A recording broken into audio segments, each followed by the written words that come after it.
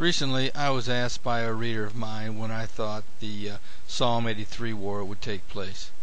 This is what I wrote. It's hard to say when the Psalm 83 war will commence. I don't question whether or not this prophecy will take place, but whether it is indeed a separate war. I'm not 100% sold on this war being correctly interpreted, actually. I tend to believe that the nations listed in Psalm 83 are just an extension of the battle of Gog and Magog described in Ezekiel 38 and 39. According to this passage, this war will include the following biblical nations: Edom, the Ishmaelites, Moab, the Hagarites, Gebal, Ammon, Amalek, Philistia, Tyre, and Assyria. Bill Salus, the author of the book Isralestine, narrows these modern-day countries down to Hezbollah, Syria, Egypt, Saudi Arabia, Jordan, Hamas, and the Palestinians. I agree that these nations will be involved in this future war.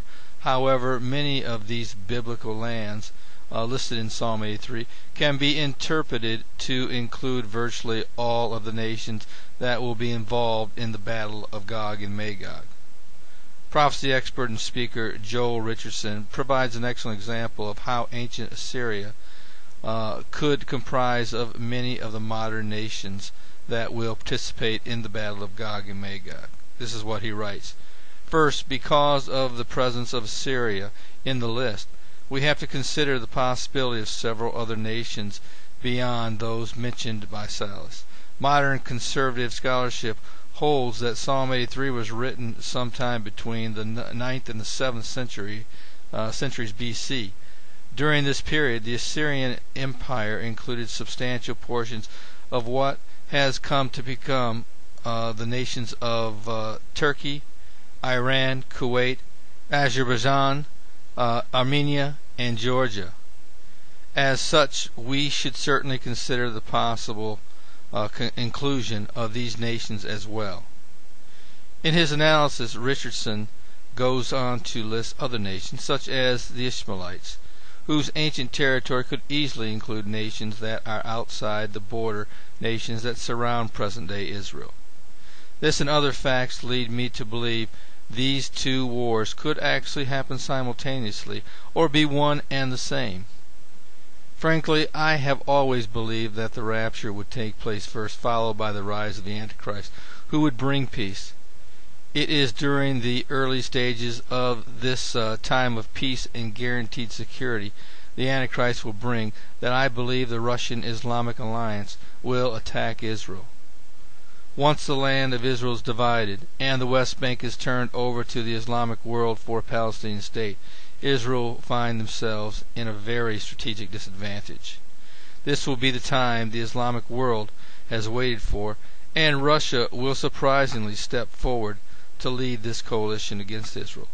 The Bible actually says that God will put this thought in Russia's mind to ultimately bring glory to himself among all nations, that many may come to know him. Most prophecy scholars believe certain conditions will need to be met in order for this attack to take place. So what are some of these conditions? Well, number one, Israel will be living in peace and safety without walled cities. Ezekiel 38 verse 11 says Israel will be living safely in a land of unwalled villages and dwelling without walls, and having neither bars nor gates when this attack takes place. The question may be, doesn't Israel have a 500-mile concrete wall that stands 25 foot high, separating Israel from their West Bank enemies? Yes, it's true that Israel does have a security fence that prevents West Bank terrorists from entering Israel. But of the nearly 500 miles of security fencing along the West Bank, only about 5% of the border consists of concrete walls. That means that roughly 25 miles of the border fence is made up of concrete slabs, and it's not a continuous 25 miles either. All the concrete walls are strategically placed in front of Palestinian border towns and connected together by chain link fencing with sophisticated sensors, trenches, and barbed wire. The international community would have you believe that the border fence is a continuous 500 miles, 25-foot high, permanent concrete barrier. The truth is, 95% of the separation fence is nothing more than a high-tech chain-link fence. It's likely, if a peace accord is confirmed along pre-1967 borders, that the chain-link fencing and the 25 miles of concrete barriers will be removed or adjusted to meet the demands of the agreement. This, in fact, has already been the case. Back in August of 2010, the Israeli military dismantled a concrete gunfire barrier built to protect a disputed Jewish neighborhood in Jerusalem from Palestinian sniper fire. Just recently, this Jewish neighborhood was deemed no longer under sniper threat to the barrier, so the barrier was dismantled. With this said, I have to come to the conclusion that modern-day Israel is presently made up of unwalled villages, and will likely be required to dismantle any and all concrete barriers as part of a future confirmed peace accord. Number 2. What about Israel living in safety? The Bible states that Israel will be dwelling safely within their own land when this attack occurs. Certainly, this prophecy has not been fulfilled and is still yet future.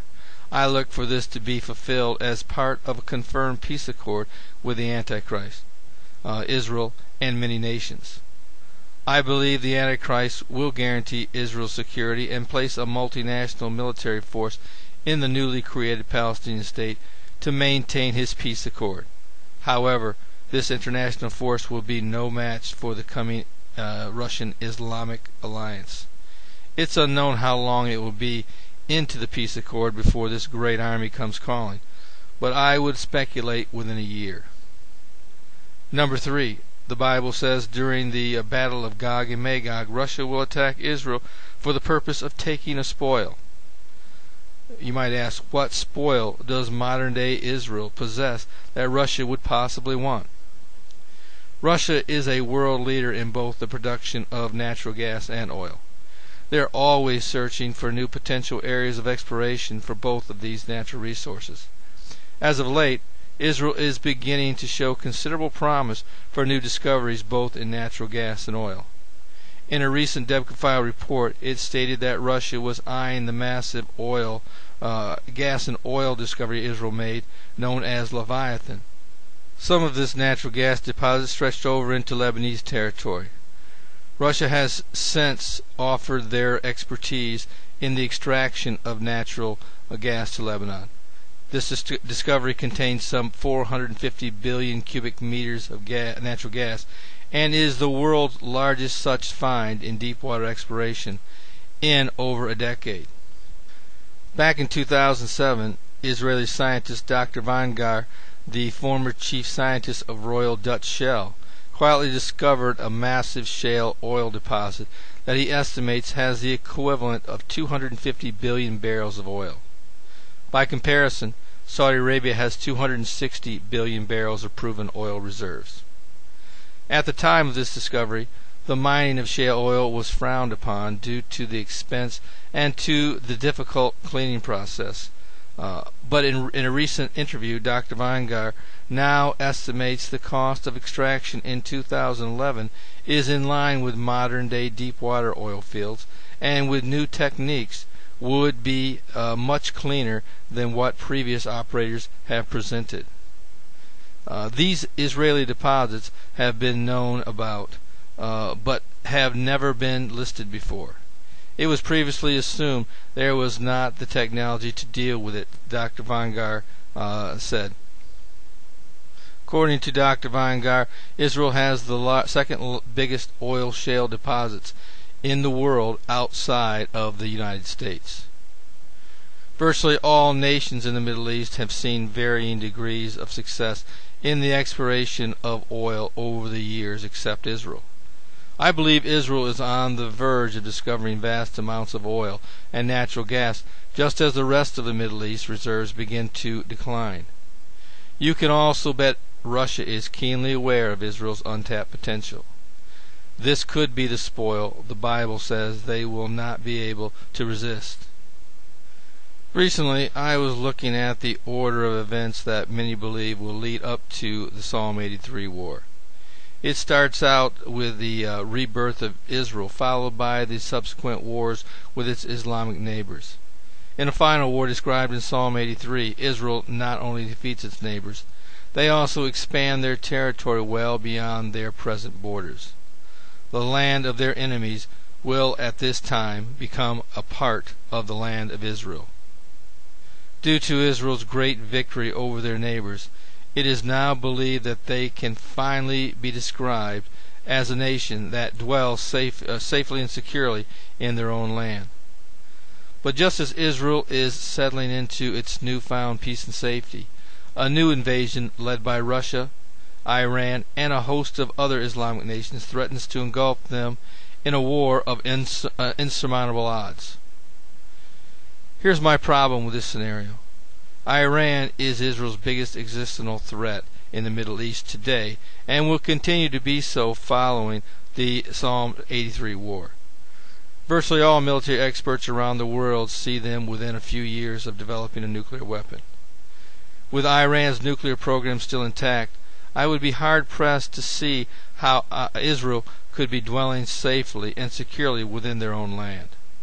Israel's number one concern today is not whether they are at peace with their neighbors. Yes, if Jordan and Egypt abruptly decided to end their peace accord with Israel, that would open up 2 more theaters of operation for Israel's military. However, I don't believe it would warrant a call from Israeli leaders to perform a preemptive strike on either of these nations as they have for Iran. Peace and safety will always be an issue for Israel as long as Iran is successfully pursuing a nuclear weapons program. On the other hand, for some time now, Israel has been calling for the international community to strike and destroy Iran's nuclear facilities before they acquire this technology. Israel believes if Iran acquires nuclear weapons, they will not hesitate to use them against them. For years, Iran has repeatedly threatened to wipe Israel off the face of the map, and they are quite certain they intend to do just that. Unless things change in the foreseeable future, I do not see Israel dwelling safely or securely within their land before or after a Psalm 83 war, as long as Iran is freely pursuing weapons of mass destruction. Certainly that would all change if Israel were to eliminate or sabotage Iran's nuclear program. As of late, Israel has been endeavoring in a secret cyber war that has essentially rendered Iran's nuclear technology useless for the time being. It was originally believed that this cyber war had set Iran's program back at least 2 years. However, it is now being reported that they have secretly enlisted the help of North Korea in an attempt to complete the final stages of the weapons process. Israel seems to believe this report is true. Just recently, March of this year, Israeli Prime Minister Benjamin Netanyahu called for the international community to take immediate military action if they were to prevent Iran from achieving nuclear weapons within the foreseeable future. This tells me that Israel still considers this threat relevant and very dangerous to their existence. So how will this time of peace and safety come about for Israel as long as this Iranian nuclear threat continues to exist? That's a good question. My guess is any one of 3 possibilities. 1, Israel, the international community, or both may decide to finally take matters into their own hands and destroy Iran's facilities. This possibility is unlikely, but given the recent operation against Libya, I wouldn't rule it out. 2, Iran may finally give in to international pressure and abandon their weapons program, at least on the surface, to satisfy international inspectors. I would be surprised if this happened, but it could be a part of the mysterious peace accord the Antichrist will bring. 3, Israel could come up with another computer virus more destructive than the Stuxnet worm that renders Iran's nuclear program inoperable and unusable for many years down the road. Given Iran's lack of network security knowledge and Israel's world-renowned technology innovations, this ultimately could be what prevents their program from ever getting off the ground. For Israel to realistically be living in a time of peace and safety within their own land, as described in Ezekiel 38, it stands to reason that Israel's greatest threat, Iran, would have to be neutralized along with their nuclear ambitions. And that goes for either side of the Psalm 83 war. Frankly, I do not see that happening outside of the peace accord the Antichrist will bring at the start of the tribulation period. I am convinced that many do not realize how deceptive this lie will be. The Bible says in 2 Thessalonians 2 verses 7 through 12 that God will send strong delusions so powerful that virtually everyone will believe his lie. Could this lie of peace include Iran? Possibly, if it ultimately places the Islamic world in a position to finally destroy Israel. One thing we know, sometime in the near future, both the Psalm 83 war and the Battle of Gog and Magog have an appointed date. We also know that both wars don't end well for Israel's enemies. One other thing should be pointed out. Even though the Bible says God will destroy this Russian Islamic alliance, that doesn't mean Israel will not retaliate. It is likely under these conditions that they might choose to use nuclear weapons. If this is the case, this may be the time when Damascus is completely destroyed, as prophesied in Isaiah 17 verse 1. There will also be a world war projected to take place sometime before the midway point of the tribulation period, called the Apocalypse. Considering that the death toll will be 1/4 of the world's population, I have to believe it will include nuclear weapons. I think it's safe to say that whole cities and possibly nations will be wiped out during this war. I would also believe that any nation that is considered a threat to Israel will be targeted for destruction during this war. Could this be the time when Damascus finally meets its prophesied date with destruction? This is Terry Malone with the Calvary Prophecy Report.